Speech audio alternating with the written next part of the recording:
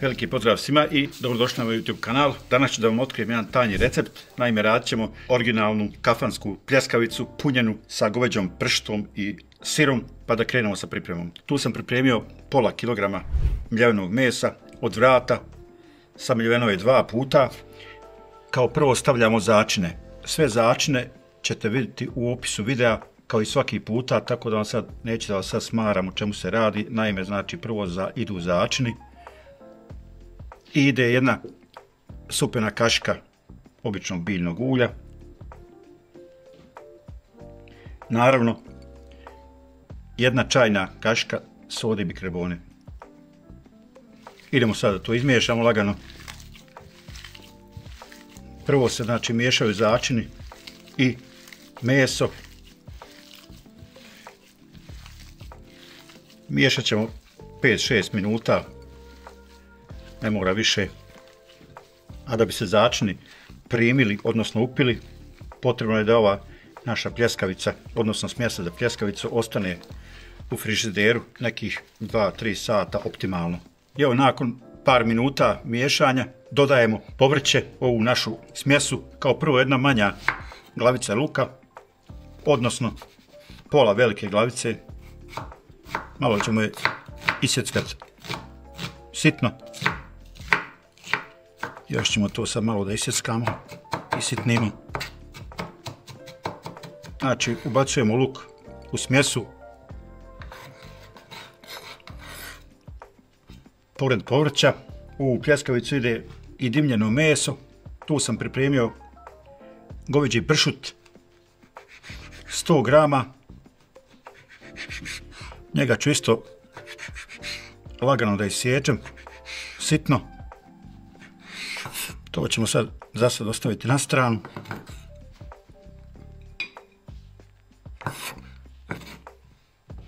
Tu sam također pripremio istu količinu, oko 100 grama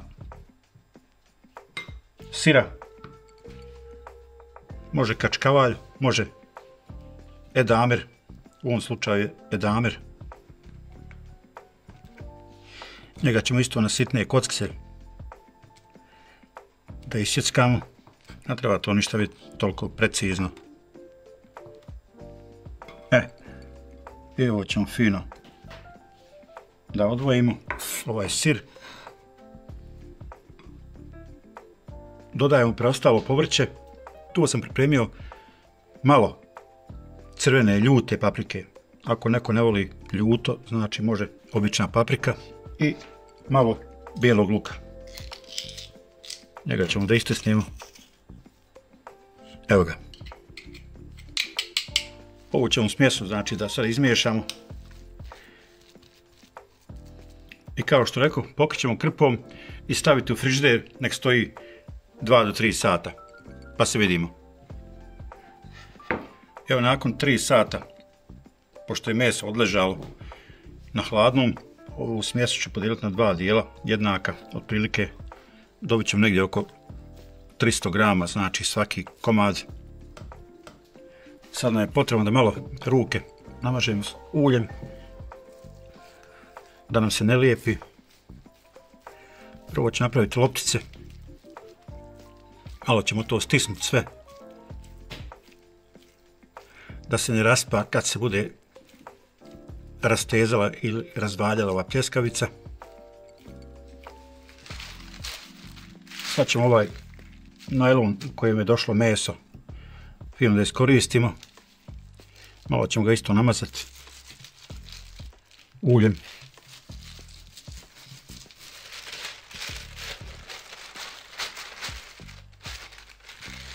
I lagano pritišćemo. To ćemo raditi lakše pomoću ove daske. Pritisnemo lagano do željene širine. Znači, još malo.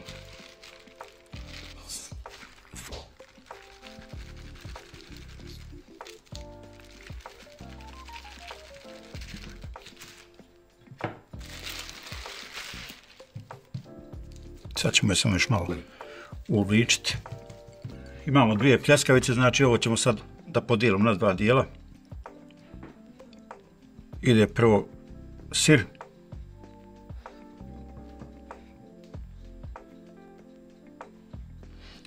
Zatim meso, odnosno ovaj goveđi pršut, goveđe dimljeno meso. Tako.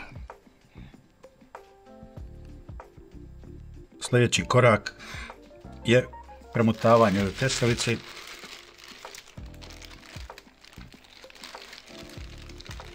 Ovako, malo je ispalo, ali nema veze. To ćemo da vratimo. I šta je bitno? Samo da se dobro stisne ovdje.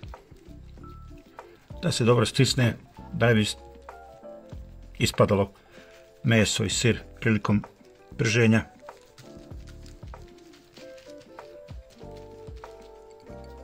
Malo pritisnite da to na nešto liči. Evo, to je bila ta jedna pljeskavica. Sad ćemo praviti drugu pljeskavicu po istom principu, na isti način. Zagrijat ćemo tavu na jako, namazati masnoćom i pržiti po 5-6 minuta sa svake strane. Ova tava nam se ugrijala, sad ću da je malo namažem s ovom masnoćom.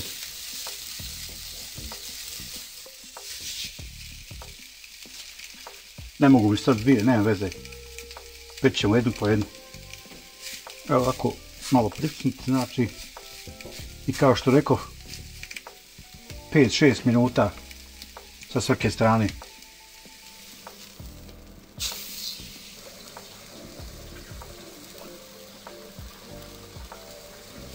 Dakle, smanjili smo temperaturu da nam ne bi izgorilo i sad ćemo samo još minut da ga poklopimo. Tek toliko da se upištija iznutra. Evo, dragi moji, naše pljeskavice gurmanske su gotove. Fantastično mirišu, izgledaju fenomenalno. Nadam se da vam se ovaj video svidio. Ako jeste, bacite jedan like i pretplatite se na moj kanal. Sve vas srdačno pozdravljam do narednog videa. Prijatno i uživajte.